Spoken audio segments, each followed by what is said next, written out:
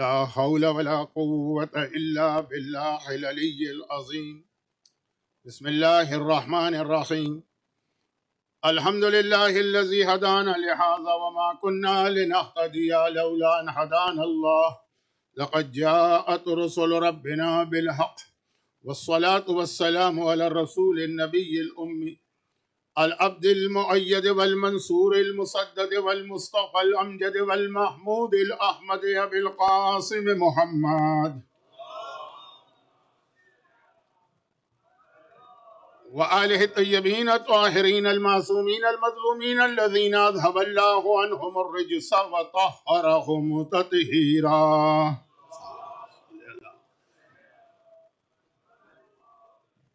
سيما لا بقية الله في الأرضين أجل اللهم له الفرج ولعنة الله على أعدائهم أجمعين. أما بعد، وقد قال الحكيم في كتابه الكريم: بسم الله الرحمن الرحيم. يا أيها الذين آمنوا ادخلوا في السلم كافة وقال قل إن صلاتي ونسكي ومحياي ومماتي لله رب العالمين لا شريك له بذلك أمرت وأنا أول المسلمين.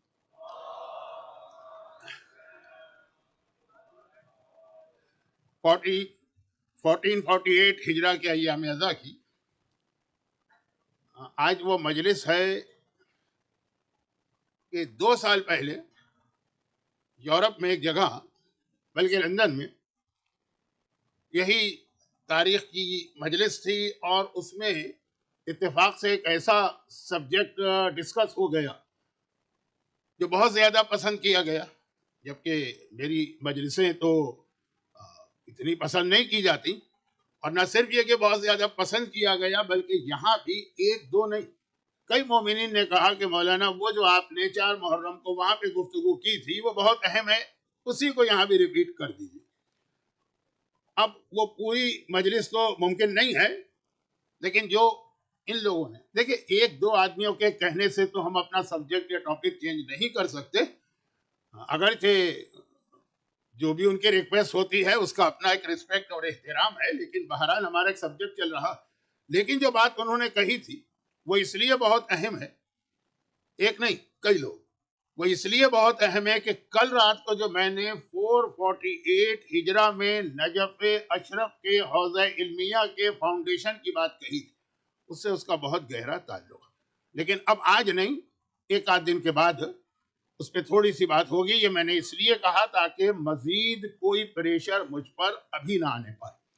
اب آئیے مجلس کے شروع میں 2 باتیں میں پھر ایسی عرض کر دوں کہ جس کا تھوڑا بہت تعلق میری کل کی مجلس سے، although میں جانتا ہوں کہ یہاں کوئی Q&A سیشن اسی لیے ہوتا ہے کہ مجلسوں میں جو چیز انکمپلیٹ رہ جاتی ہے یا جس کو مزید ایکسپلین کرنا چاہیے اور میرے ذہن میں بات نہیں ہو تو مومنین اپنے سوال کے ذریعے اس کو پوچھ لیں، لیکن یہ 2 باتیں ایسی تھیں کہ یہ خیال کرتے ہوئے کہ تقریباً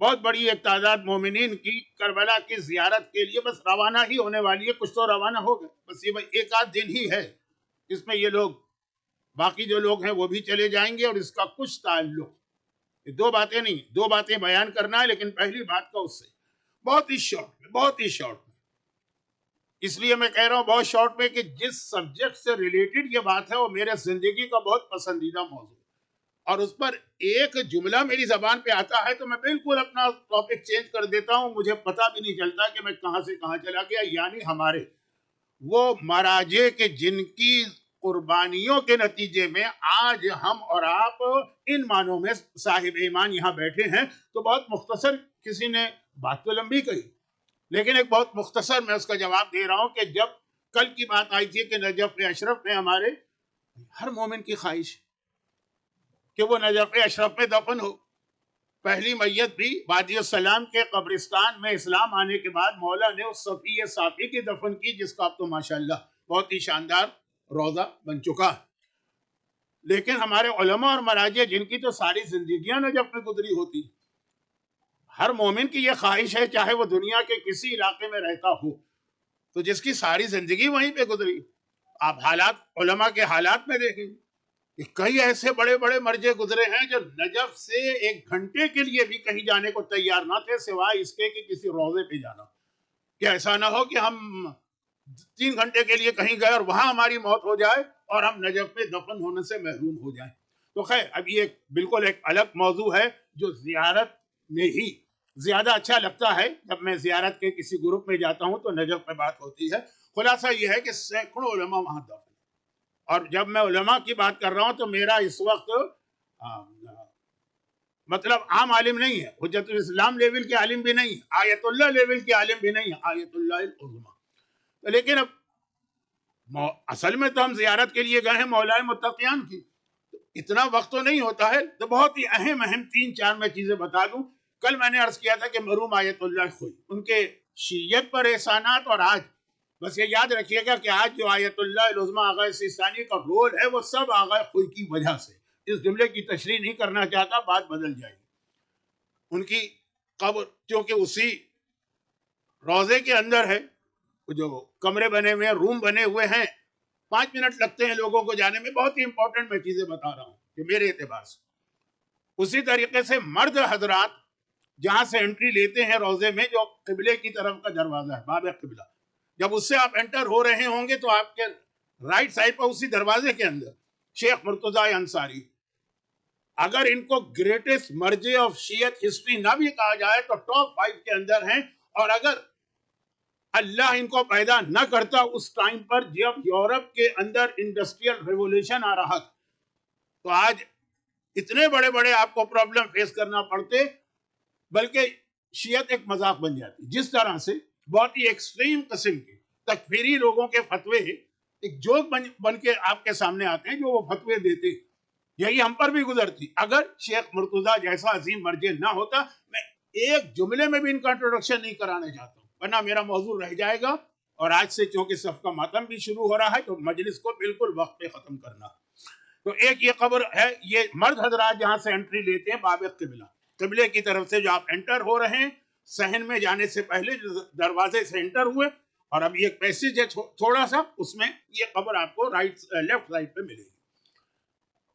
خواتین کو تو یہاں سے نہیں جانے دیتے، لیکن کبھی کبھار سم ٹائم جب خواتین زیارت کر کے باہر آتی ہیں تو باہر آتے وقت تو پھر جینٹس اور لیڈیز کا دروازہ، لیڈیز کا تو نہیں لیکن جینٹس کے دروازے سے بہت سی عورتیں نکل آتی ہیں۔ 2 نمبر 3، یہ جو قبلے والا دروازہ، اس کے بالکل اپوزٹ جو دوسرا دروازہ ہے، دروازے سے میری مراد زری روم والا دروازہ نہیں، حرم سے ایگزٹ، بالکل ایسا ہی سملر، بلکہ جہاں سے مسلسل میتیں آتی رہتی ہیں، ڈیڈ باڈیز، اور آپ دیکھتے ہیں کہ وہاں نماز جنازہ ہوئی، مولا کے زری کا طواف کرایا، پھر وہیں سے لے گئے، جس کا نام ہے باب توسی۔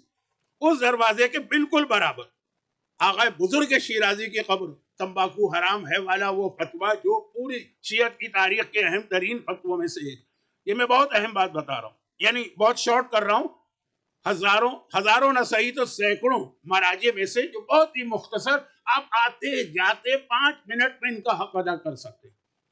اور پھر یہ ہے کہ ہم سارا سال جو اعمال کرتے ہیں، تو سب سے زیادہ اہم کتاب ہمارے ہاتھ میں آج کل مفاتیح الجنان، حتیٰ انڈیا اور پاکستان میں بھی جہاں پہلے تحفۃ العوام اور دوسری کتابیں تھیں، اور گجرات میں جہاں پہلے مجموعہ کے نام سے ایک گجراتی کتاب ہوتی تھی، اب سب آہستہ آہستہ مفاتیح الجنان کے اوپر آ چکے ہیں۔ تقریباً سارے دنیا میں اعمال اسی کتاب سے کرائی جاتی ہے۔ شیخ عباس قمی کا ایک احسان ہے ہم پر اور آپ پر، پورا سال، چاہے آپ شب قدر کے اعمال کریں، چاہے آپ ابھی اعمال عاشورہ کریں، تو خیر خلاصہ یہ کہ ان کی قبر، وہی مرد جہاں سے آتے ہیں باب قبلہ، جیسے ہی باہر نکلیں گے صحن میں پہنچیں گے، صحن یعنی انٹر ہوں گے صحن میں، تو رائٹ سائڈ پہ پہلا کمرہ، اس پہ نام بھی لکھا۔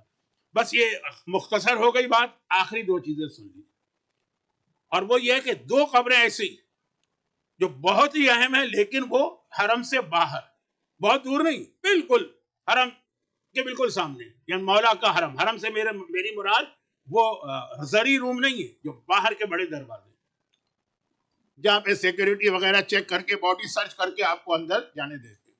2 بہت اہم ہیں، ایک آغا محسن الحکیم کا روضہ بہت اہم ہے، قبر بہت اہم ہے، اور وہ وہی ہے جو قبلے والا دروازہ ہے، اس کے بالکل سامنے آپ کو گرین ڈوم نظر آئے گا، اس کے لیے یہ وہی راستہ ہے جو آگے آغا سیستانی کے گھر کی جانب جاتا ہے۔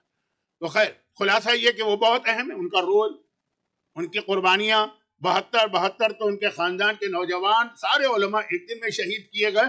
بہت بہرحال زیادہ بس روکتا ہوں، آغا محسن الحق وہ دفن ہے اپنے ہی گھر کے اندر، حرم کے اندر دفن نہیں، اپنے ہی گھر میں دفن، کیونکہ پورے نجف کو وادی السلام مانا جاتا۔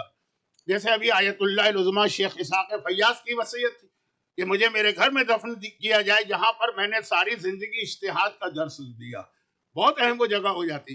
خیر، اور اسی طرح آخری بات ذرا لمبی ہو گئی ہے، ٹائم ویسے ہی کم ہے، سبجیکٹ تو تقریباً میرا ابھی شروع بھی نہیں ہوا اور آدھا اشرا گزر رہا ہے، لیکن جلدی سے یہ بات کہہ دوں تاکہ جو لوگ آج کی مجلس تک ہیں اور کل سے وہ زیارت پہ چلے جائیں گے، کافی لوگ تو جا چکے ہیں لیکن جو بھی آخری اور آپ جو بعد میں کبھی جائیں گے، اگر اس سال نہیں جا رہے ہیں، 40 میں جائیں گے، نیکسٹ ایئر جائیں گے، یہ 4-5 یاد رکھیے گا۔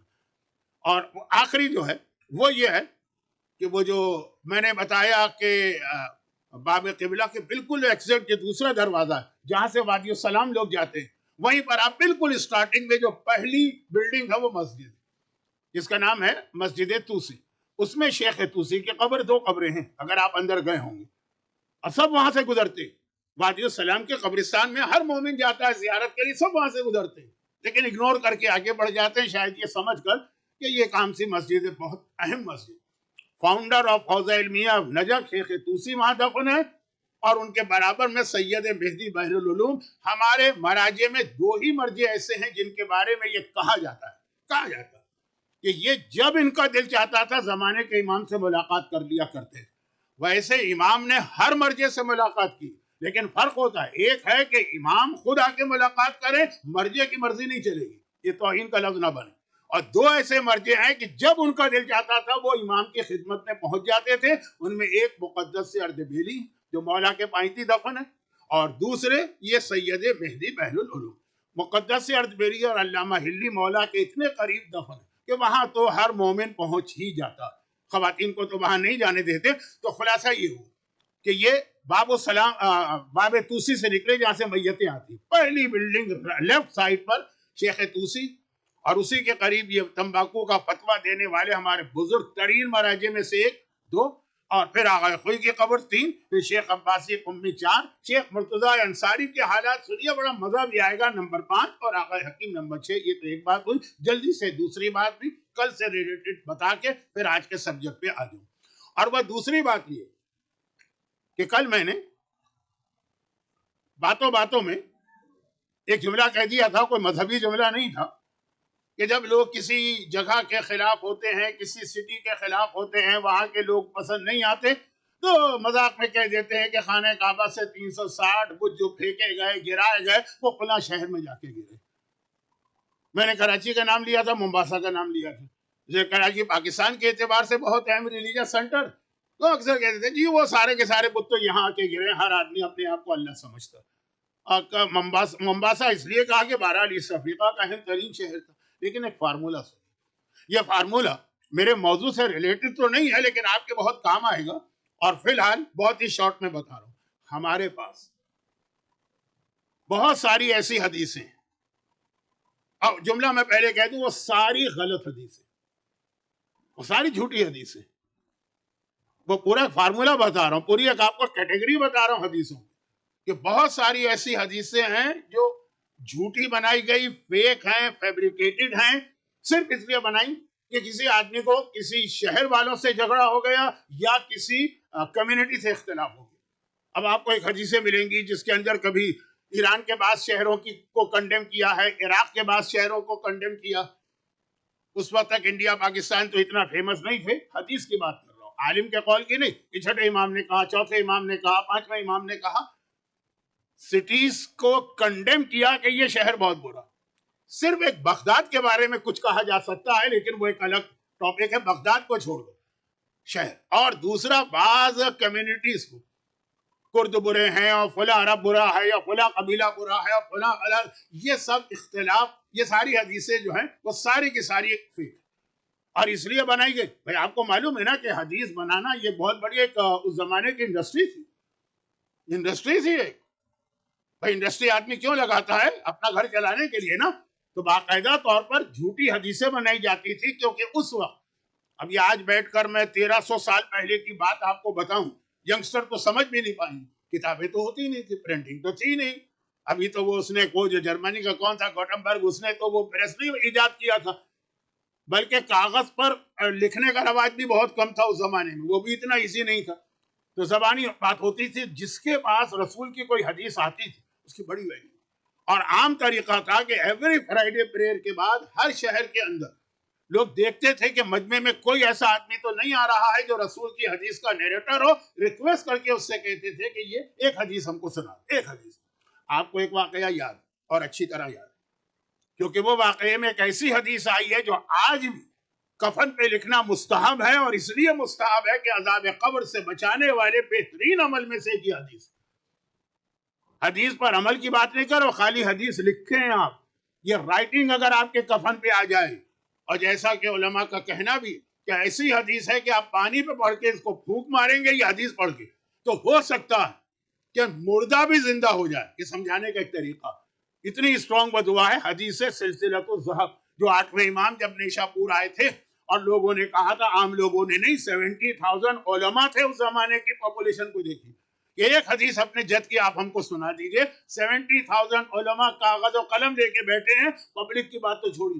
وہ جو حدیث امام نے پھر ارشاد فرمائی، جس کے راوی ہی اتنے اہم کہ سارے معصوم راوی ہے، کہ میں نے اپنے بابا سے، انہوں نے اپنے بابا سے، اپنے وہ یہاں تک کہ اللہ تک سلسلہ گیا. ایک ایسی ہی ایک اور بہت دلچسپ حدیث ہے، لیکن آج نہیں کیونکہ اب وقت میرے ہاتھ سے نکل رہا. تو یہ جو حدیث ہے یہ 8ویں امام کی. تو یہ تو خیر 8ویں امام تو اسی رسول کے بیٹے ہیں، اس لیے زیادہ تڑپ کے علماء آئے تھے. لیکن عام لوگوں کا بھی طریقہ تھا کہ اگر کوئی ایک راوی مل گئے جو یہ کلیم کرے کہ میرے پاس حدیث رسول ہے، اتنی عزت دی جاتی تھی. اور ہر فرائیڈے کے بعد اس سے لوگ کہتے تھے صرف ایک حدیث سنا. برادران اہل سنت کی 6 بہت ہی امپورٹنٹ اور اتھینٹک کتابیں ہیں حدیث کی، جن کا نام ہے صحاح ستہ.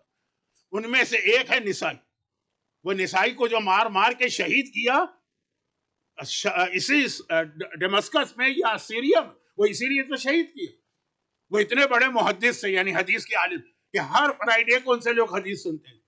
اور ایک فرائیڈے کو وہ مولا کے فضائل کی حدیث سنا گئے تو پبلک اتنے ببھر گئے. اور پورا لمبا واقعہ ہے، آپ علماء سے سنتے ہوں گے، بہت انٹرسٹنگ ہسٹری ہے.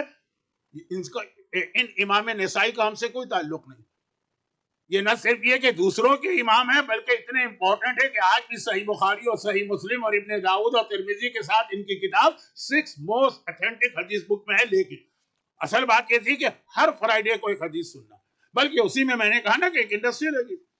بہت مشہور واقعہ، ایک آدمی تھا، گروسری شاپ کا مالک، فروٹ شاپ کا مالک، ویجیٹیبل شاپ کا مالک، اکا.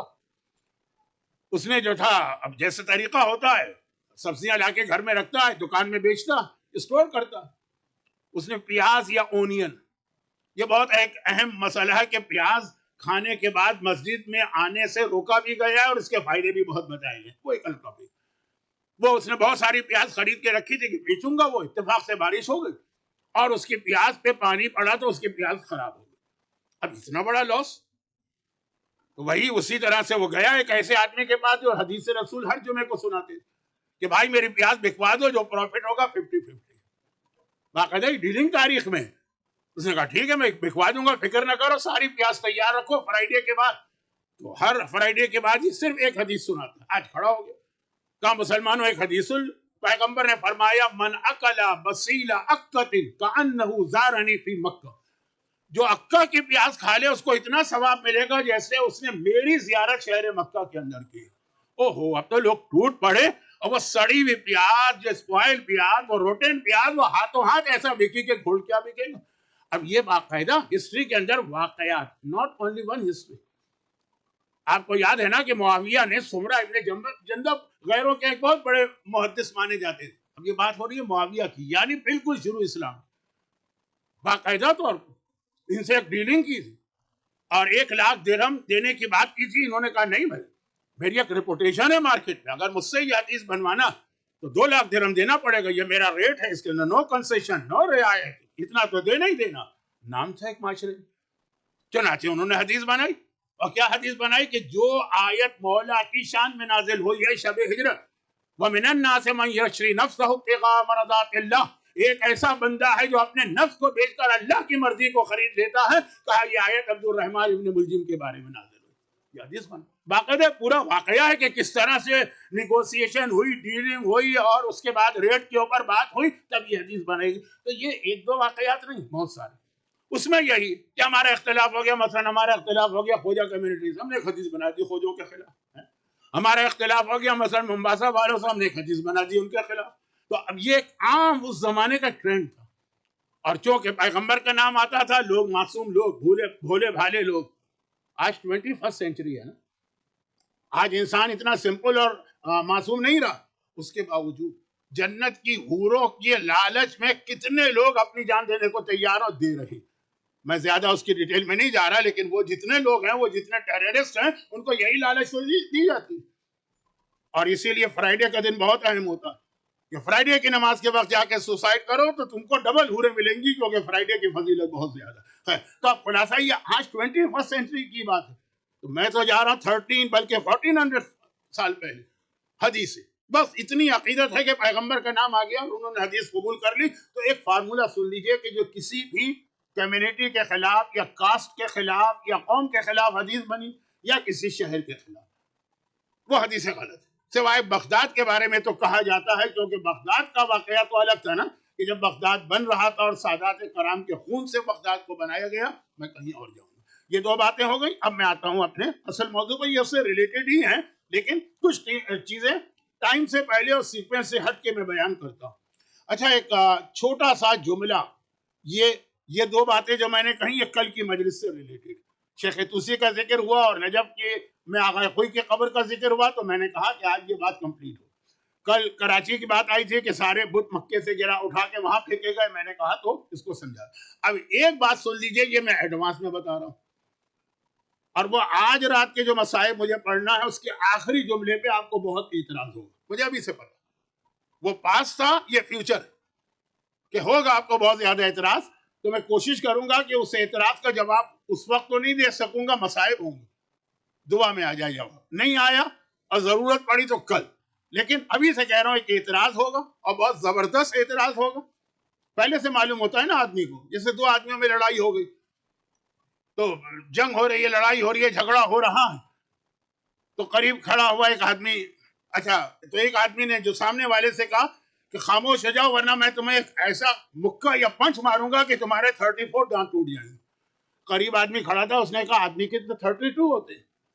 کہا لیکن مجھے پتا کہ تم بولو گے تو 2 دانت میں نے تمہارے بھی ایڈوانس میں ملا لیے. تو بعض چیزیں پہلے سے معلوم ہوتی ہے نا کہ یہ تو ہو کے رہے گا، یہ آدمی ضرور انٹرفیئر کرے گا، تو ایک مکہ اس کو بھی مارنا ہے تو 2 دانت اس کے بھی. تو مجھے ابھی سے معلوم.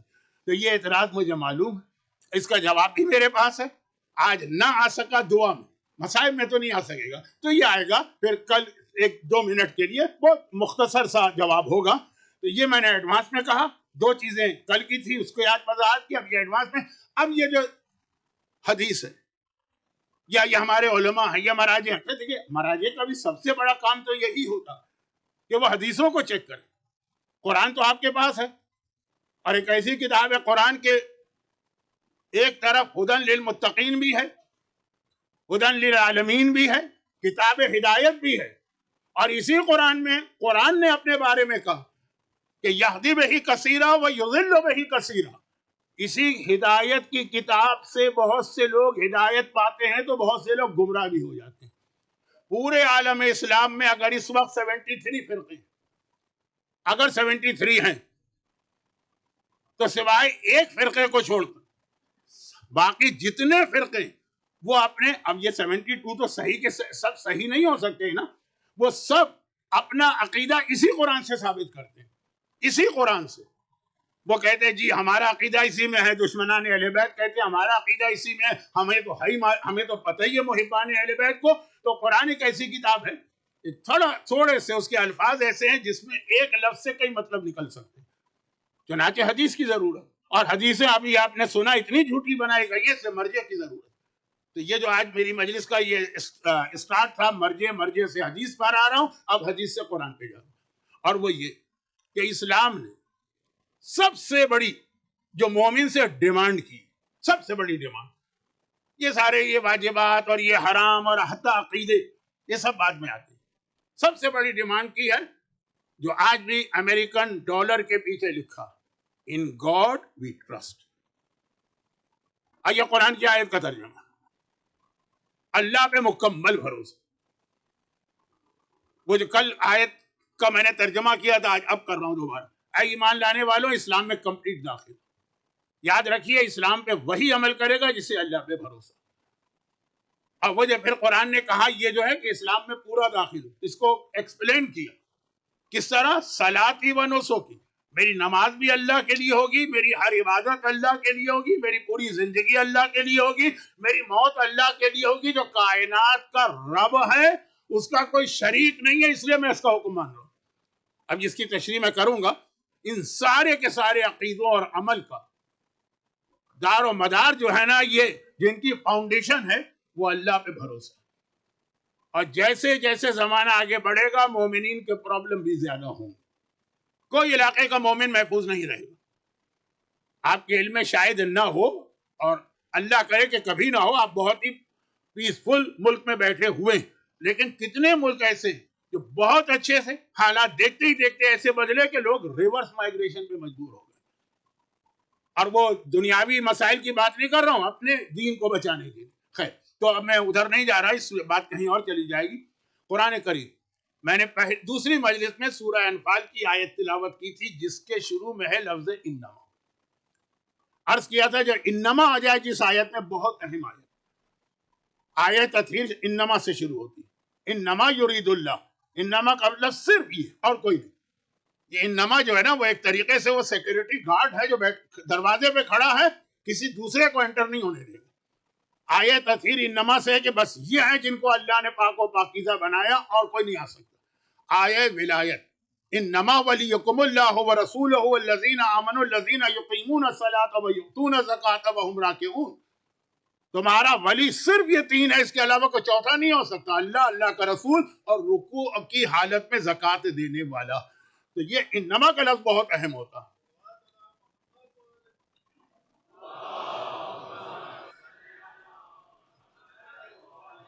ایک جملہ یہاں پہ یہ بات آ گئی ہے تو اس میں عرض کر دوں، کیونکہ کل کی مجلس کے آخر میں جو ایک حدیث آئی تھی یہ جملہ اس کو مزید واضح کر رہا. اور وہ یہ ہے کہ ایک اعتراض ہوتا ہے ہم لوگوں کو کہ آپ لوگ یہ حدیث پڑھتے ہیں، یہ روایت پڑھتے ہیں کہ آپ کے مولا نے حالت رکوع میں زکوٰۃ دی، اور واقعہ پڑھتے ہیں کہ وہ ایک فقیر آیا مسجد میں اور لوگوں سے مدد کی ہیلپ اور مدد مانگتا رہا، کسی نے توجہ نہ دی. پھر علی نے اس کو حالت رکوع میں زکوٰۃ دی. دوسری طرف آپ یہ روایت پڑھتے ہیں کہ علی اپنی نماز میں اتنا زیادہ اللہ کی طرف کنسنٹریٹ ہوتے تھے، دنیا کی خبر ہی نہیں ہوتی تھی کہ پاؤں میں تیر لگے اور تیر نہیں نکالا جائے. تو رسول نے کہا جب علی نماز پڑھ رہے ہیں تب یہ تیر نکالنا. علی کو ذرا سا پین بھی نہیں ہوگا کہ وہ اس دنیا میں نہیں ہوگا. آپ کہہ رہے ہیں یہ دو روایتیں آپ پڑھتے ہیں تو کنٹراڈکشن نہیں. ایک طرف آپ کہتے ہیں کہ علی اللہ کی طرف اتنا زیادہ متوجہ کہ دنیا کی یہ خبر تک نہیں ہے کہ پاؤں سے تیر کھینچ لے اور پتہ ہی نہیں چلتا، تکلیف ہی نہیں ہو رہی. جبکہ اس سے پہلے جب علی نماز میں نہیں تھے، جب کبھی بھی وہ ڈاکٹر نے تیر نکالنا چاہا تو بڑی شدید تکلیف ہوئی. تو کہا ایک طرف آپ علی کی یہ نماز بتاتے ہیں اور دوسری طرف آپ علی کی وہ نماز بتاتے ہیں کہ ایک فقیر آ کے بھیک مانگ رہا ہے، علی نے اس کی باتیں سنی اور اس کو زکوٰۃ کب دی؟ جب اس کی آواز سنی ہوگی نا، اس کی فریاد جو کمپلین کر رہا ہے وہ اللہ سے. روایت میں یہی تو ہے نا کہ وہ آیا، اس نے سب سے مانگا، کسی نے نہیں دیا. اس نے آسمان کو دیکھا، خدا بندہ تیرے گھر میں آ رہا ہوں، تیرے نام پہ مانگ رہا ہوں اور خالی ہاتھ جا رہا ہوں. تو اس کا مطلب یہ ہے کہ علی تو پوری دنیا کی آوازیں سن رہے.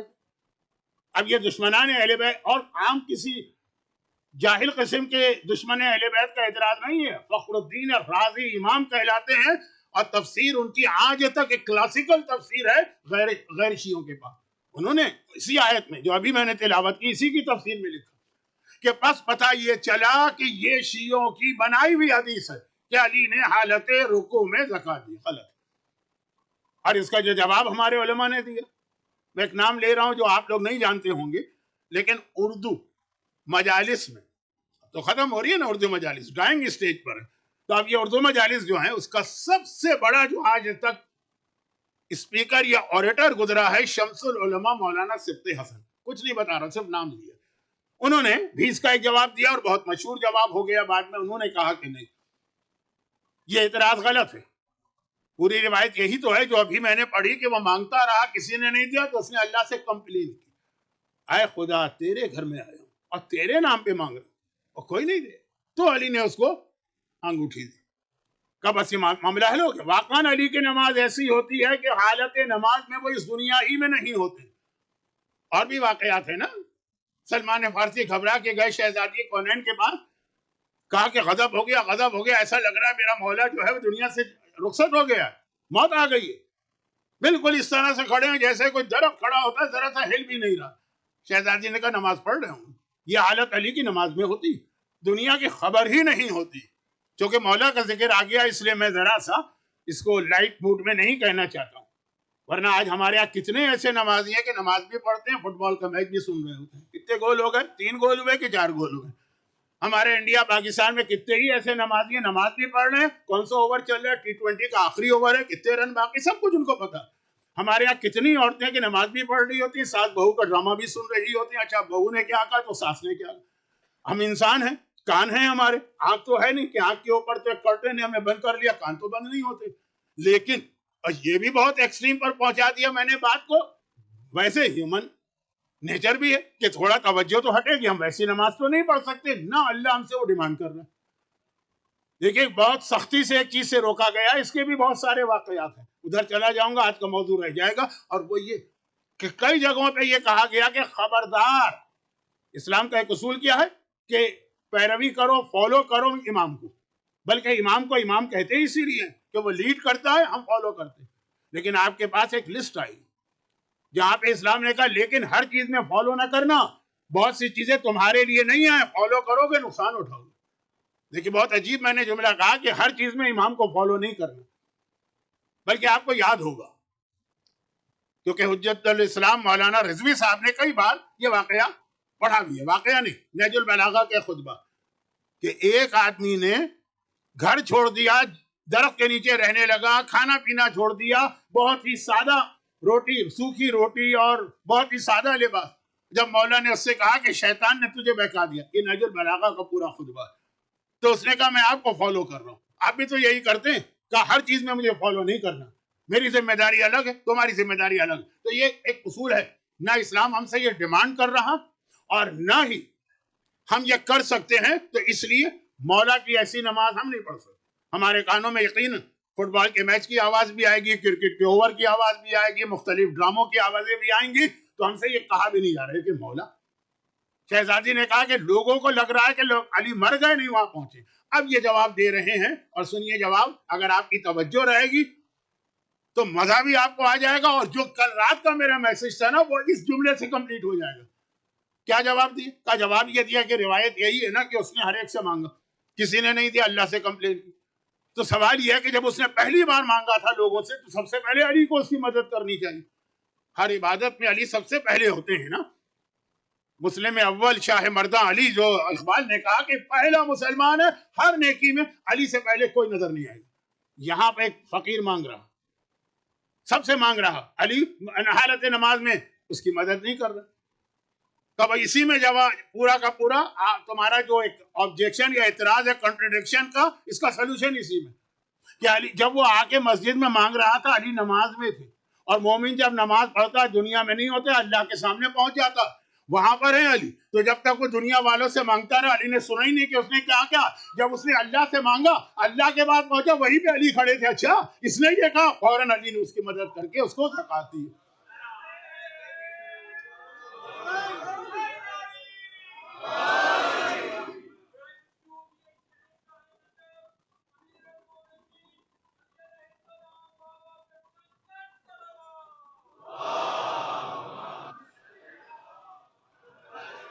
اب جہاں یہ مولا کی ایک فضیلت بنی، وہاں یہ نماز کی اہمیت بھی بتا رہی کہ نماز کا مطلب جو کل حدیث تھی کہ الصلاۃ معراج المومن، نماز کا مطلب ہے کہ اب اللہ کے پاس پہنچ گئے. اور جب پہنچ گئے ہیں تو اتنا قریب پہنچ گئے، آپ کو ایک چانس ملا ہاں، یہاں تو یہ ایسا نہیں ہوتا ہوگا ویسٹرن کنٹریز کے اندر، لیکن ہمارے یہاں تھرڈ ورلڈ میں بہت ایسا ہوتا ہے کہ آدمی کو کہ کوئی اس کی اپلیکیشن ہے یا وہ کوئی چیز گورنمنٹ سے چاہتا ہے، کوئی اس کو اجازت ہی نہیں دے رہا ہے، تو اگر پرائم منسٹر یا چیف منسٹر یا کوئی بڑا منسٹر کہیں سے وزٹ کر رہا ہے اور یہ اس کے قریب پہنچ گیا، فوراً وہ جیب سے کاغذ نکال کے ان کو دے دیتا کہ ویسے تو چانس نہیں ملتا، کوئی اس سے ملنے بھی نہیں دیتا۔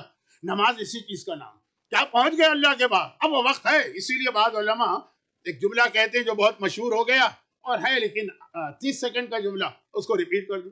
اسی لیے بعض علماء کہتے ہیں کہ جیسے آپ کو کوئی ایسا پرابلم ہو جاتا ہے جس میں ایمرجنسی سروس آپ کو چاہیے، تو کہیں 000 ڈائل کرتے ہیں، کہیں 999، سعودی عرب میں 998 ہم کو حج میں یاد کراتے ہیں، ایک نمبر ہوتا ہے نا ایمرجنسی نمبر، اس کو آپ ڈائل کریں گے تو فوراً کال ہوگی کہ ایمبولینس چاہیے، کہ فائر بریگیڈ چاہیے، کہ کیا چاہیے۔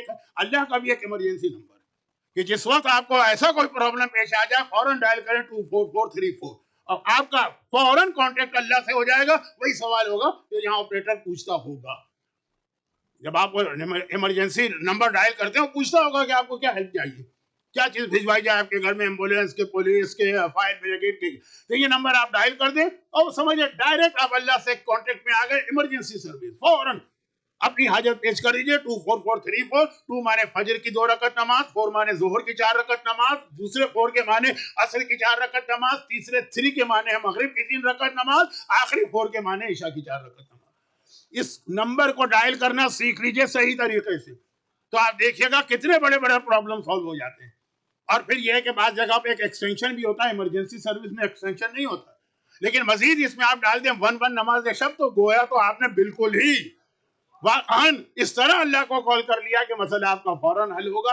لیکن اس کی ایک شرط، ایک کنڈیشن ہے اس کی، یہاں ایمرجنسی کی میں نے مثال دی، اس میں کوئی کنڈیشن نہیں، لیکن اس میں ایک کنڈیشن، وہ یہ کہ پورے یقین کے ساتھ ڈائل کرنا یہ نمبر، یعنی اللہ سے جو مانگو، دعا کی پہلی شرط یہ ہے کہ تمہیں اللہ پہ پورا ٹرسٹ ہونا چاہیے، پورا بھروسہ ہونا چاہیے۔ اگر تم شک کی عالم میں دعا مانگو گے، یہ مانگ تو رہا ہوں، پتہ نہیں اللہ اسے قبول کرے، پتہ نہیں قبول نہ کرے، دعا کا اثر وہیں ختم ہو جائے گا۔ یہاں تک روایتوں میں ہے کہ نہیں کہ دعا کرنے کے بعد اس کا فائدہ بھی مومن کو مل گیا، لیکن جب اس کو پتہ چلا کہ اچھا یہ والی دعا تھی، اس نے کہا یہ اس کا اتنا فائدہ، فوراً جو فائدہ ملا تھا واپس ہو گیا۔ سورہ الحمد کی تفسیر میں علماء یہ واقعہ پڑھتے ہیں نا، امام کا واقعہ، عام آدمی کا نہیں، کہ وہ ہاتھ پیرالائز ہو گیا، اس کا شل ہو گیا۔ یہ دعائے مشرول مولا نے ہم کو دی ہے، وہ اسی نوجوان کے لیے تو دی جس نے اپنے باپ کو فزیکلی بیٹ کیا تھا، تو اللہ نے ایسا عذاب بھیجا تو شل ہو گیا۔ وہ آ گیا امام کے پاس، مولا سارے علاج کرا لیے لیکن کوئی فائدہ نہیں ہوا۔ امام نے کہا میں ٹھیک کرتا ہوں، اس کا ہاتھ لیا، کچھ پڑھ کے پھونکا، ٹھیک ہو گیا۔ وہ خوشی کے عالم میں چلا گیا، اتنا اس وقت ایکسائٹمنٹ تھا۔ جب گھر گیا دوستوں سے ملا، سب نے کہا رے سارے ڈاکٹر کہہ چکے ہیں امپاسبل ہے، تو کیسے ٹھیک ہو گیا؟ کہا وہ امام کے پاس گیا تھا، انہوں نے کوئی دعا پڑھی تھی، ٹھیک ہو گئی۔ لوگوں نے کہا تو کیا امام سے تم نے پوچھا نہیں کہ کیا دعا پڑھی تھی؟ آئندہ کام آئے گا، دوسروں کو بینیفٹ ملے گا۔ اس نے کہا اس وقت تو میں اتنا خوش تھا اور ایکسائٹڈ تھا کہ اس طرف میری اٹینشن گئی نہیں۔ وہ فوراً واپس آئے۔ چھٹے امام کا واقعہ ہے، فرزند رسول یہ آپ نے کون سی دعا پڑھی تھی بتا دیجیے تاکہ دوسروں کو بھی اس کا بینیفٹ ملے۔ امام نے کہا میں نے تیرے ہاتھ پہ الحمد کا سورہ پڑھا تھا۔ اب یہ الحمد کا سورہ تو صبح شام پڑھتا تھا، ہر نماز میں پڑھتا تھا، فاتحہ میں پڑھتا تھا، الحمد تو ہر ایک کو یاد۔ اس نے کہا اچھا بس یہ والے سورے کا اتنا فائدہ ہے؟ وہ تو سمجھ رہا تھا پتہ نہیں کون سی ایک اسپیشل دعا امام نے بتائی ہوگی جو دنیا میں کسی کو نہیں پتا۔ یہ جیسے ہی یہ کہا اس کا پرابلم واپس آ گیا۔ امام نے کہا یہ ٹھیک نہیں ہو سکتا، تو نے اللہ پر ٹرسٹ کھو دیا، تو نے اللہ کے اوپر جو ہے شک ظاہر کیا۔ تو یہ جو میں ابھی بات کر رہا تھا کہ آپ پرابلم، مسائل، پریشانیاں، اللہ پہ بھروسہ کریں، لیکن بھروسہ کریں یقین۔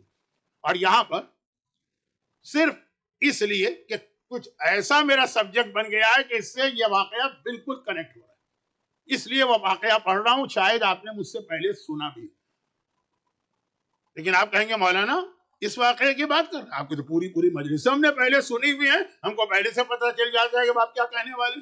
لیکن یہ واقعہ، اور یہ واقعے کے اندر جو دعا بتائی گئی وہ اتنی اہم دعا کہ مرجے، جب آپ مرجے سے کوئی فتویٰ اگر آپ لیں نا، تو یہ فتویٰ جو ہے نا یہ بہت زیادہ ایک قسم کا لا یا قانون کا مسئلہ، وہ ہمیشہ جواب یس یا نو میں دیتے ہیں، ڈیٹیل میں نہیں جاتے. لیکن یہ والا فتویٰ جب پوچھا گیا آغا سیستانی سے، انہوں نے نو میں جواب دینے کے بعد پھر یہی والی دعا کوٹ کر لی کہ اس دعا کو سامنے رکھو. اور یہ ایسا نہیں ہے کہ کوئی خاص اسپیشل خط ان کے پاس گیا، یہ ان کی مشہور کتاب A Code of Practice for Muslims Living in the West کے اندر موجود. سوال ان کا پہلے تو جواب تو وہی جو مرجع کا طریقہ ہے کہ نو اٹس ناٹ الاؤڈ، اور اس کے فوراً بعد انہوں نے پھر یہ والی دعا کوٹ کی. وہ ایک نوجوان نے کہا تھا نا، اس وقت تو بہت زیادہ یہ رواج تھا کہ اسٹوڈنٹ آتے تھے تو کوئی کیجول قسم کے جاب کرتے تھے، تو کسی سپر مارکیٹ میں وہ جاب کر رہا ہے جہاں اس کو شراب بھی بیچنا پڑ رہی، تو اس نے پوچھا کہ کیا پرمیشن ہے، تو وہ تو معلوم ہے کہ نو. لیکن اس نے کہا میرے پرابلم ہے، میری ایسی حیثیت نہیں کہ میں یہاں رہ کے اس طرح ایجوکیشن حاصل کروں. تو پھر انہوں نے اور دعا تھی، مولا کی بتائی ہوئی دعا تھی، لیکن یہی جو میرا سبجیکٹ ہے نا اس سے ریلیٹڈ. پھر بھی بات آج ذرا پھیل گئی ہے، لیکن کل سے اس کو میں ذرا سمیٹ لوں گا. بڑی راتیں آ جائیں گی کل سے، تو غم کی وہ راتیں جس میں براہ راست ہم خاندان اہل بیت کے ایک ایک شہید کو یاد کریں گے. یمن کے بادشاہ کا واقعہ، یمن کا بادشاہ، جو پرانے زمانے میں 4-5 بادشاہتیں بہت بڑی تھی. اس زمانے کی سپر پاور تھی یمن. کیا کوئن شیبا، ملکہ سبا، بلقیس، جو ہمارے عربی میں بلقیس ہے، انگریزی میں شاید اور شیبا ہے، کوئن شیبا، بہت بڑی سیولائزیشن، بہت بڑی طاقت تھی دنیا. ایک حضرت سلیمان نبی جیسا جو ایک ہدہد پرندے نے آ کے ان کو اطلاع دی تھی، تو ان کے دل میں شوق پیدا ہوا. اور ایک یمن کی سول، یہ اس کوئن کے زمانے کا واقعہ نہیں، میں بتا رہا ہوں کہ وہ یمن بہت بڑا تھا. اس طرح چین اس زمانے میں بہت بڑی حکومت، انڈیا کی حکومت بہت بڑی بڑی طاقتیں تھی. کینیڈا، امریکہ، یورپ، افریقہ، اس زمانے میں یہ دریافت نہیں ہوا، سارا اس طرف کنسلٹیشن. اچھا، جو بڑی بڑی حکومتیں ہوتی ہیں نا، بہت اپنے آپ کو طاقتور، وہ ایک دوسرے کے کمپٹیشن میں بھی آتی ہے کہ تمہارے پاس یہ چیز ہے تو ہم تم سے بڑے ہیں، ہمارے پاس وہ چیز. تم نے اتنی لمبی اونچی بلڈنگ بنائی ہائی، تو ہم یہ بنائیں. تم نے یہ والا مثلا پین خریدا تو ہم وہ والا خریدیں گے. یہ ایک ہے. خالی حکومتوں کی بات نہیں کرے، مومنین میں نے دیکھا ہے کیسا کمپٹیشن چلتا ہے. تمہارا 1 ملین کا مکان ہے تو ہم 2 ملین کا مکان خریدیں گے. اب مجھے تو گاڑیوں کو پتہ ہی نہیں، میں آج تک ڈرائیونگ سیٹ پہ نہیں بیٹھا، گاڑی چلانا تو دور کی بات، بیٹھا بھی نہیں. لیکن گاڑیوں میں بھی جو ایک کمپٹیشن ہوتا ہوگا. نہیں، اب تو بہت خطرناک جملہ میری زبان پہ آ رہا تھا، میں رک گیا. ارے نظر و نیاز، فاقہ شکنی، حضرت عباس کی حاضری، اس میں کمپٹیشن ہوتا. پہلے تو خالی عاشورے کے دن دال چاول کھلا دیے جاتے تھے. نہیں، ہم بہت بڑے ہیں تو ہم تو نہاری کھلائیں گے، تو ہم اس سے بڑے ہیں تو ہم بریانی کھلائیں گے، تو ہم اس سے بڑے. اب ان میں سے جن کی نیتیں ٹھیک ہے، نیت تو اللہ جانتا ہے نا. میں بڑے سے بڑا مرجع بھی نہیں کہہ سکتا، لیکن جہاں یہ جذبہ آ جائے کہ وہاں وہ ہے تو ہمارے یہاں یہ ہوگا. اسی طرح سے حضرت عباس کی حاضری پہلے کتنی سمپل ہوتی تھی. میں ذرا سا موضوع سے ہٹ گیا ہوں، لیکن وقت بھی مجھے دیکھنا، ٹائم. تو خلاصہ یہ ہے کہ یہ انسانوں میں ایک نگیٹو جذبہ ہے، کبھی یہ پازیٹیو بھی بن جاتا ہے اس کی وجہ سے اگر انسان ترقی کرے. لیکن بہرحال تو عام آدمیوں میں بھی یہ ہے، مومنین میں بھی یہ ہے، عزاداری میں بھی یہ ہے، نظر و نیاز میں بھی یہی سلسلہ.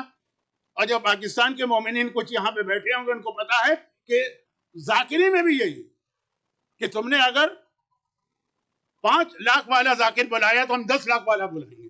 اب یہ کمپٹیشن ہو رہا ہے یہاں پہ.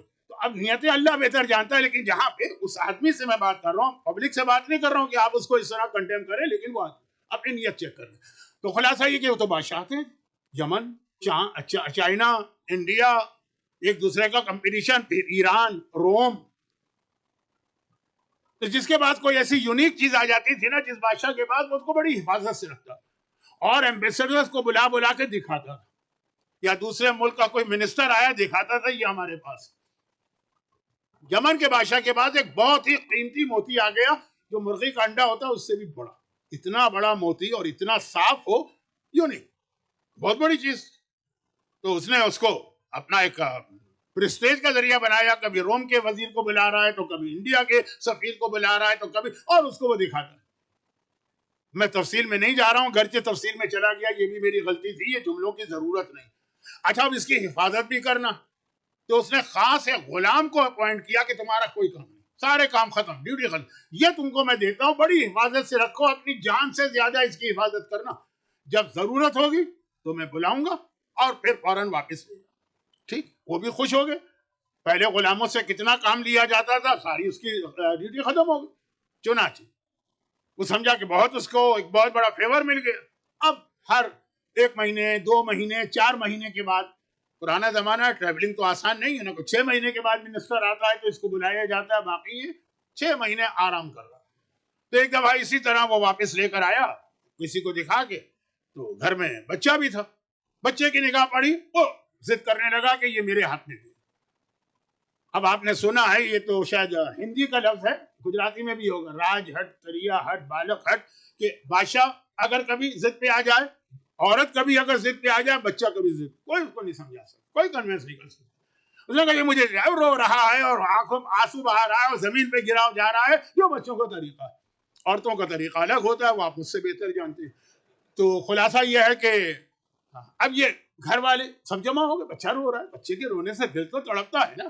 آج بھی مسجد حنانہ کوفے میں ہے, اور ستون حنانہ رسول خدا کے قبر کے سامنے, اس کی ہسٹری ہے. بچہ رونا, رونے کی آواز. گھر والوں نے کہا بھائی کیا ہے, بچہ ہی ہے نا, دے دو بس, ہم سب کھڑے ہوئے ہیں, 1 منٹ سے بھی کم ہاتھ میں دو, لے لو, خوش ہو جائے گا. اتنا پریشر پڑا, اس کو دیا, ہونے والی بات ہو گئی. وہ موتی سلپ کر کے بچے کے ہاتھ سے گرا اور ٹوٹ کے 2 ٹکڑے ہو گئے. تو یہ 2 موتی کے 2 ٹکڑے نہیں ہوئے, گویا اس کی گردن کٹ گئی. پتا ہے کہ یقینی موت ہے. بادشاہوں کا زمانہ ہے, کوئی ٹرائل وغیرہ تو ہوتا نہیں. اب کیا کریں؟ اب مسئلہ صرف یہ ہے کہ جب نیکسٹ ٹائم مجھے کال کیا جائے گا, اس وقت تک تو ٹائم ہے, لیکن یاد رکھیے مصیبت جب آتی ہے تب آدمی برداشت کر لیتا ہے, اس سے پہلے جو ویٹ ہو رہا ہوتا ہے نا مصیبت کا, وہ زیادہ مشکل ہوتا ہے.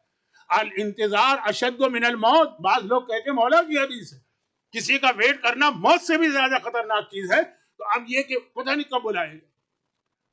دوست نے دیکھا بہت پریشان ہے میرا یہ ساتھی, پہلے کتنا خوش تھا, ہنستا مسکراتا, ہر ایکٹیویٹی میں حصہ لیتا تھا, کیونکہ اس کی کوئی ڈیوٹی نہیں. اب ایک دم پریشر میں آ گیا. اچھا ابھی کسی سے کہنا بھی نہیں چاہتا, زبان سے بات نکلے گی تو چاہے آپ کتنا ہی چھپائیں گے پھیل جائے گی. لیکن بہت کلوز فرینڈ تھا, اور چونکہ محبت اس نے بہت پریشر ڈالا. کہا کہ یہ ہوا ہے یقینی موت. خالی موت نہیں ہوتی ہے, پرانے بادشاہوں میں پورے خاندان کو مار دیتے ہیں. کہ مولا کی ایک حدیث ہے اور قرآن کی ایک آیت مولا نے بتائی کہ جب آدمی کی زندگی اور موت کا پرابلم ہو جائے تو یہ آیت پڑھا کرو دعا کے طور پر, دیکھو اللہ تمہارا پرابلم سالو کرے. اس نے مسکرا کے کہا, یا مسر پریشانی کے عالم میں, کہ اس کا کوئی فائدہ ہے. وہ موتی ٹوٹنے سے پہلے میں پڑھتا تو یہ موتی کی حفاظت ہوتی. 2 ٹکڑے ہو گئے, دعا ہے نا, کوئی گلو تو ہے نہیں کہ موتی کو جوڑ دے. اور کوئی چیز موتی کو جوڑ بھی دے اس زمانے کی ٹیکنالوجی میں تو موتی تو خراب ہو گئے, اس کا کوئی فائدہ نہیں. تو ہو گیا نا, کا کوئی فائدہ نہیں ہے, نقصان ہے کوئی اگر یہ دعا پڑھنا شروع کر دو؟ نہیں, نقصان بھی کوئی نہیں. کا شروع کر دو. اس نے شروع کیا. اب آپ کہیں گے مولانا آپ نے تو کہا تھا شک کے عالم کی دعا قبول نہیں ہوتی, تو شک کے عالم میں پڑھ رہا ہے. نہیں, میں نے یہ نہیں کہا تھا, میں نے کہا تھا یقین والی ہر دعا قبول. شک کے عالم میں آپ پڑھیں گے تو اللہ کچھ قبول کر لیتا ہے, کچھ قبول نہیں کرتا, یہ الگ سبجیکٹ. شروع کر دیا. اچھا اب ادھر دیکھیے, ادھر دعا شروع کی, اور تیسرے دن ہی بادشاہ کا میسج آ گیا کہ وہ موتی لے کر آ جاؤ, بہت ضرورت. وہ جب تک یہ دعا نہیں پڑھی تھی تب تو اچھا ٹائم پھر بھی گزر رہا تھا. ادھر دعا شروع کی, اور ادھر مثلا آپ نے دیکھا ہوگا بہت سے ایسے مومن خمس نہیں دیتے. اچھے, جس دن سے خمس دینا شروع کیا پہلے ہی سال ان کو اتنا لاس ہو گیا ان کے, اللہ جب تک کچھ نہیں دیتا تھا ملین آف ڈالر آ رہے تھے, اور ادھر دینا شروع کیا سارا بزنس ختم ہو گیا. اب اس نے کہا یہ دعا ابھی شروع کی, لیکن بادشاہ کا آرڈر آ گیا, کیا کرے. لیکن بادشاہ کا آرڈر کیا آیا ہے؟ بادشاہ کا آرڈر آیا جلدی سے وہ موتی لے کر آؤ, اور دیکھو اس کو توڑ کے 2 ٹکڑے کر کے لے کے آنا. اب اس کو یقین نہیں آ رہا ہے کہ میں کیا سن رہا ہوں. کہا یہی میسج ہے, چنانچہ موتی لے کے گیا. اچھا اب یہ کیونکہ اس کا اپنا پرسنل پرابلم چل رہا تھا تو اسے پتا نہیں تھا کہ باہر کیا ہو رہا ہے دنیا میں. وہ پرانا زمانہ ہے, ورنہ تو آپ کو کوئی چیز نہیں بھی سننا ہے واٹس ایپ آپ کو سنا دے گا, میسج آپ کے پاس آ جائیں گے. اس وقت تو ایسا نہیں ہے نا. پتا چلا بادشاہ کی ایک ہی بیٹی اور اس سے اس کو بڑی محبت, اور وہ بیمار پڑ گئی, اور ایسی بیماری کہ اس کا علاج تھا ہی نہیں. بادشاہ ہے, دنیا بھر کے ڈاکٹر بلا لیا, کوئی فائدہ نہیں. انڈیا کا ایک ڈاکٹر آیا, انڈیا کی میڈیکل سائنس پہلے بہت زیادہ ترقی پہ, اس نے دیکھا, ایک اردو کا ایک کہاوت ہے, آپ شاید سمجھ نہ پائیں لیکن میں کہہ دیتا ہوں, اس نے دیکھا شہزادی کو بالکل مرنے کے قریب، پہلے ہنسا پھر رویا. اردو میں کبھی کہا جاتا ہے فلاں چیز ہنسا پھر رو. بادشاہ نے پوچھا یہ کیا ہوا؟ کہا میں ہنسا اس لیے کہ اس بیماری کا پوری دنیا میں صرف مجھے علاج آتا اور کسی کو نہیں. تو روئے کیوں؟ کہا مگر اس کے لیے جو دوا ہے وہ موتی، ایک انڈے کے برابر ایک قیمتی موتی ہوتا ہے، اس کو کرچ کر کے اس کا پاؤڈر بنا کے اگر کھلایا جائے تو بچے گا، وہ تو کہیں ملے گا ہی نہیں دنیا میں. بادشاہ نے کہا میرے پاس ہے. غلام سے کہا لے کر آؤ. غلام ٹوٹا ہوا موتی لے کے گیا. بادشاہ کی بیٹی بچ گئی. بجائے اس کو پھانسی دینے یا ہینگ کرنے کے اس کو اتنا انعام دیا گیا، زندگی بھر کے لیے فارغ ہو گیا. کہا واہ، مولا نے جو دعا بتائی تھی وہ کیسی دعا تھی. اور وہ جو دعا ہے وہ اب دیکھیں وقت نہیں، میں بہت جلدی پڑھ رہا ہوں کہ وہ جو دعا ہے نا، ہر دعا کے اندر جو ورڈنگ ہوتی ہے نا اس کی بھی ایک اہمیت. یہ جملہ یاد رکھیے گا کیونکہ جو آیت توکل یعنی ان گاڈ وی ٹرسٹ میں نازل ہوئی ہے اس میں ایک بہت اہم لفظ ہے کل، آج نہیں، لیکن وہ ہے کیا؟ سورہ طلاق کی آیت نمبر 2 اور 3. 2 آیت پوری نہیں، آدھی آیت. اور یہ آغا سیستانی نے اس اسٹوڈنٹ کو جواب میں لکھ کے بھیجا کہ شراب بیچ رہے ہو کیونکہ تم اپنے آپ کو مجبور سمجھ رہے ہو کہ میرے پاس اور کیا ہے سورس آف انکم. یہی کام ہوتے ہیں، پیٹرول اسٹیشن میں کام کر لیا یا گروسری شاپ میں کام کر لیا تو شراب تو ہوتی ہے ساتھ. خیر، تو یہی آیت اس کے جواب میں تھی. آیت کیا؟ وَمَن يَتَّقِ اللَّهَ يَجْعَل لَّهُ مَخْرَجًا وَيَرْزُقْهُ مِنْ حَيْثُ لَا يَحْتَسِبُ وَمَن يَتَوَكَّلْ عَلَى اللَّهِ فَهُوَ حَسْبُهُ إِنَّ اللَّهَ بَالِغُ أَمْرِهِ وَقَدْ جَعَلَ اللَّهُ لِكُلِّ شَيْءٍ قَدْرًا. جو اللہ سے ڈرتا اور تقوی اختیار کرتا ہے اس کے لیے اللہ مخرج. آپ میں مڈل ایسٹ کے کتنے لوگ ہیں ایگزٹ کو ہائی وے سے نکلتے ہیں، ایگزٹ ہے اس کو عربی میں مخرج آج بھی کہتی ہیں. جو اللہ سے ڈرتا ہے اللہ اس کو ہر مصیبت سے نکلنے کا راستہ دکھاتا ہے. اور وہ جو اللہ سے ڈرتا ہے یرزق ہو، اللہ اس کو رزق دیتا ہے من حیث لا یحتسب، ایسی جگہ سے وہ سوچ بھی نہیں سکتا تھا وہاں سے اس کو آفر آ جاتی ہے. اور ومن یتوکل علی اللہ، ہاں جو گاڈ پہ ٹرسٹ کرے، اللہ پہ ٹرسٹ کرے، جو اللہ پہ ٹرسٹ کرے گا فہو حسبہ، اللہ اس کے لیے کافی ہے، پھر اسے کسی کے آگے ہاتھ پھیلانے کی ضرورت نہیں. ہاں یہ ضرور ہے ان اللہ بالغ امرہ، جو اللہ ارادہ کر لے گا اللہ تو اپنا کام کر کے رہے گا. قد جعل اللہ لکل شیء قدرا، اللہ نے ہر چیز کا ایک وقت رکھا. تھوڑا ویٹ کرنا پڑ سکتا ہے لیکن یاد رکھو اللہ تمہیں پریشانی سے نکلنے کا مخرج بھی بنائے گا. اللہ ایسی جگہ سے تمہیں عطا کرے گا تم سوچ بھی نہیں سکتے تھے کہ وہاں سے مجھے ملے گا. اور جو اللہ پہ بھروسہ کر لے اللہ خالی رزق نہیں، دنیا کائنات کے ہر مسئلے میں تمہارے لیے کافی ہو جائے گا. یہ ٹرسٹ جو آج کے زمانے کا سب سے بڑا آپ کا پروٹیکشن کا ذریعہ، ورنہ دشمنان اسلام بھی آپ کو ختم کرنا چاہتے ہیں اور اپنے پرسنل پرابلم بھی آپ کے ایسے یہی. اور اس کی بیسٹ ایگزامپل لوگ کہیں گے مولانا جب مصیبتیں بہت زیادہ ہوں تو نہیں ہوتا بھروسہ، اس کی بیسٹ ایگزامپل کربلا. کربلا میں اگر آپ دیکھ لیجئے کربلا کے شہید، مسائل بہت مختصر آج رہیں گے اور ایسے رہیں گے کہ ویسے تو آپ سن لیں گے، آخری جملے میں آپ پریشان ہو جائیں گے. تو وہ انشاءاللہ اگر ضرورت پڑی تو میں دعا میں ہی کوشش کروں گا، اور اگر دعا کا ٹائم نہیں رہا، 2 دن سے میں خطبہ بھی شارٹ کر رہا ہوں، دعا بھی شارٹ کر رہا ہوں، ٹائم نہیں رہا تو انشاءاللہ کل کی مجلس کے شروع میں. لیکن اللہ پہ بھروسہ. آپ کو یاد ہوگا نا کہ جب حسین کربلا کی طرف جا رہے تھے تو راستے میں ایک جگہ ظہر کے بعد حسین اپنے خیمے میں بیٹھے ہیں تو ذرا سا ایک آنکھ لگ گئی، نیند آ گئی. کیا کہتے ہیں انگریزی میں؟ نیپ. علی اکبر اسی خیمے میں اور وہ اپنی تلوار کی صفائی کر رہے ہیں. ایک دم حسین نے چند سیکنڈ آنکھ لگی اور آنکھ کھولی اور کہا انا للہ و انا الیہ راجعون. جوان بیٹا بوڑھے باپ کی زبان سے جملہ سنا، تڑپ کے کہا بابا نیند سے اٹھ کر یہ آیت. کہا کہ نیند کے عالم میں مجھے اللہ کی طرف سے ایک پیغام آیا کہ وہ پورا قافلہ، حسین نے پورا قافلہ موت کی طرف جا رہا. اکبر کا سوال کیا بابا السنا علی الحق، کیا ہم لوگ حق پر نہیں؟ حسین نے کہا بیٹا کو پوچھنے کی بات ہے. کہا اگر ہم حق پر ہیں تو ہمیں کوئی پرواہ نہیں ہے کہ ہم موت پہ جا پڑے کہ موت ہم پر آ پڑے. یہ توکل کی ایک اعلیٰ ترین مثال ہے، کوئی مسئلہ نہیں. لیکن علی اکبر کی مثال کیوں دوں، عباس کی مثال کیوں دوں؟ یہ تو بہت ٹاورنگ پرسنالٹیز ہیں کہ ان کا تذکرہ فار ایگزامپل کرنا بھی ان کی توہین لگتا. کربلا میں تو اگر ایک حبشی غلام جون ہے اس کا بھی اللہ پہ بھروسہ اور توکل دیکھیے. کربلا کا ایک ایک، جو میں نے 2 دن پہلے ایک جملہ کہا، کربلا کا ایک ایک مجاہد، کربلا کا ایک ایک شہید.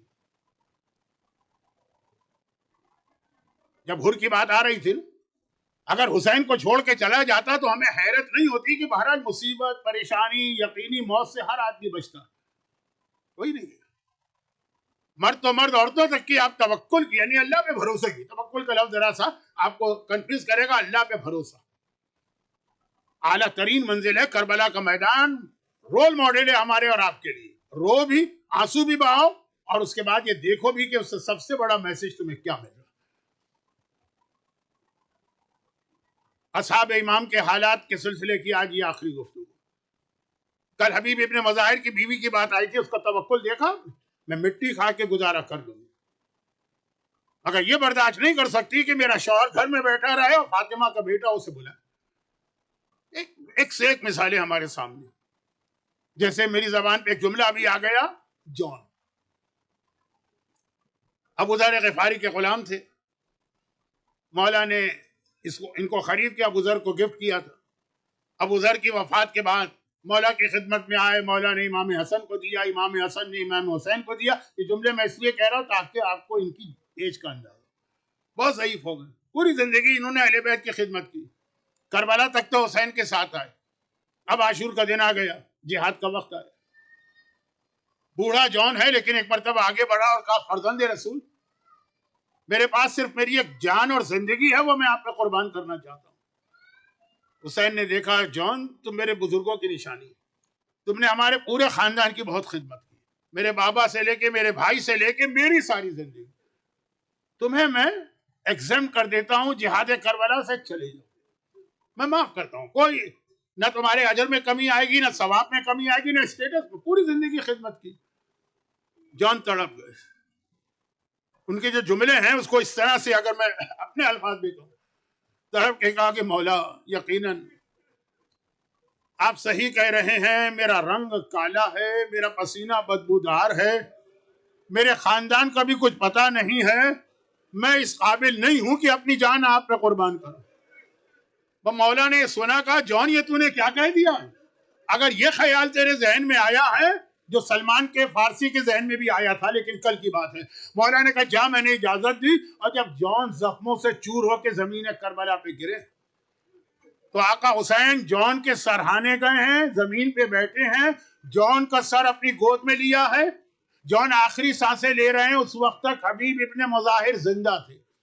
جان نے مسکرا کے حبیب کو دیکھا اور کہا، حبیب آج تو میں تجھ سے زیادہ خوش قسمت ہو گیا ہوں، فرزند رسول، جوانان جنت کا سردار، اور وہ میرا سر اپنی گود میں لے رہا، خالی سر نہیں، وہ جملہ آقا نے جان کے لیے کہا جو کربلا کے کسی شہید کے لیے نہیں کہا، کربلا کے کسی شہید، حتیٰ اپنے خاندان کے شہیدوں کے لیے نہیں کہا، کہ جان کا سر حسین کی گود میں ہے، اور اللہ کو آسمان کو دیکھ کے حسین کہہ رہے، اللہم بیض وجہہ، اے خدا اس کے چہرے کو نورانی کر دے اور اس کے بدن کو خوشبودار کر دے۔ جب چوتھا امام لاشیں دفن کرنے آیا تھا، ایک ہی لاشا تھا، میں توہین کے لیے نہیں کہہ رہا ہوں، لیکن ایک ہی لاشا تھا جس کے بدن سے ایسی خوشبو تھی کہ ایسی خوشبو تو بنی ہاشم کے جوانوں کے بدن سے نہیں اٹھ رہی تھی۔ یہ حسین کی دعا ہے۔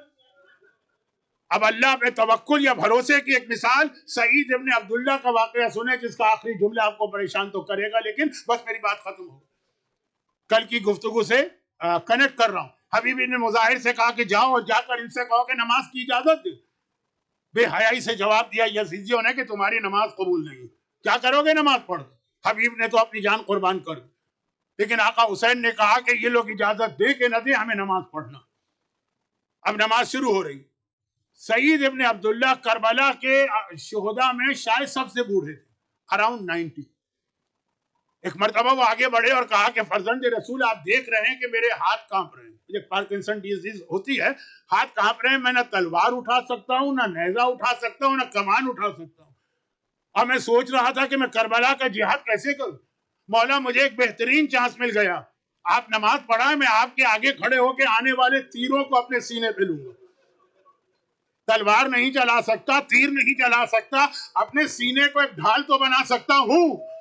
حسین نے نماز شروع کی، اصحاب امام نے نماز پیچھے پڑھی، سعید ابن عبداللہ آگے کھڑے ہو گئے۔ بوڑھا آدمی ہے، جسم کانپ رہا ہے، تیر اور تلوار کے قابل نہیں ہے، لیکن تیر روک سکتا ہے۔ اچھا دشمنوں کا ٹارگٹ بھی حسین، اصحاب حسین نہیں، حسین کو مارنا. اور سعید کبھی دائیں طرف جھکے اور وہ جو تیر آئے اپنے سینے پہ لے، کبھی بائیں طرف جھکے جو تیر آئے وہ سینے پہ لے، اور اللہ سے ایک ہی دعا کر رہے، ایک ہی دعا کر رہے، خدا بندہ اتنی زندگی دے دے کہ آقا حسین سلام پڑھ لے، آقا حسین کا سلام ہو جائے، نماز میں کوئی خلل نہ آنے پائے. دائیں بائیں اتنے تیر اپنے سینے پہ لیے، اور ادھر حسین نے کہا السلام علیکم ورحمت اللہ وبرکاتہ، اور ادھر سعید ابن عبداللہ چکرا کے حسین کی گود میں آ کے گرے. سعید کا سر ایک مرتبہ حسین کی گود میں آ گیا، سعید کی آنکھیں بند ہو گئی ہیں. حسین نے سعید کو دیکھا، ان کے حق میں دعا کی. ایک بار سعید نے آنکھیں کھولی، کہا مولا ایسا لگ رہا ہے کہ آپ تو میرے سر کو گود میں لے کے بیٹھے، لیکن مجھے ایسا لگ رہا ہے کوئی میرے سرہانے آیا اور میرے سر کو آہستہ آہستہ دبا کے مجھے آرام پہنچا رہا. کہ سعید انہیں سلام کرو، یہ میرا نانا رسول خدا تیرے پاس آیا. تھوڑی دیر گزری، سعید نے کہا مولا اور مجھے ایسا لگا کوئی میرے سائڈ پر آ کر بیٹھا اور میرے ہاتھوں کو دبا کے مجھے آرام دے رہا. کہ سعید انہیں سلام کرو، یہ میرا بابا علی مرتضیٰ ہے جو تیرے پاس آیا. تھوڑی دیر گزری، سعید نے کہا مولا ایسا لگ رہا ہے کوئی میرے سینے پہ ہوا چل رہا ہے. سعید سلام کرو، یہ میرا بڑا بھائی حسن مجتبیٰ آیا ہے. اور پھر آخری جملہ بڑا عجیب تھا، میری بات ختم ہوئی. تھوڑی دیر گزری، سعید نے کہا مولا مجھے ایسا لگا کوئی میرے پیروں کے قریب آ کے بیٹھا. مولا نے کہا سعید پیر سمیٹ لو، یہ میری ماں فاطمہ زہرا ہے جو تیرے پیروں کے پاس آ کے بیٹھ کے تجھے دعائیں دے رہی. اجرکم اللہ، اجرکم اللہ. خدا بندہ یہ شہدائے کربلا کے ایثار و قربانی کا واسطہ جن کا اسٹیٹس اتنا بلند ہے کہ شہزادی کونین ان کے پائنتی آ کے بیٹھتی. آپ کا اسٹیٹس بھی کم نہیں ہے. آپ مجلس میں آتے ہیں جہاں آپ جوتے اتارتے ہیں وہاں پہ شہزادی آ کے بیٹھا کرتی ہے. جب آپ کا اسٹیٹس اتنا ہائی ہے تو سعید کی بات ہی کچھ اور ہے. سعید کربلا کے لیے جان قربان کی. ہم سب کو بھی سعید کی طرح کربلا والوں کا ایسا ہی وفادار بنا کہ جس قربانی کی ہمیں جس وقت ضرورت ہو ہم نام حسین پہ قربانی دے دیں. ان مومنین اور مومنات کو ہر پریشانی سے محفوظ فرما، حاجتیں پوری فرما، ظہور امام میں تعجیل فرما. ماتم حسین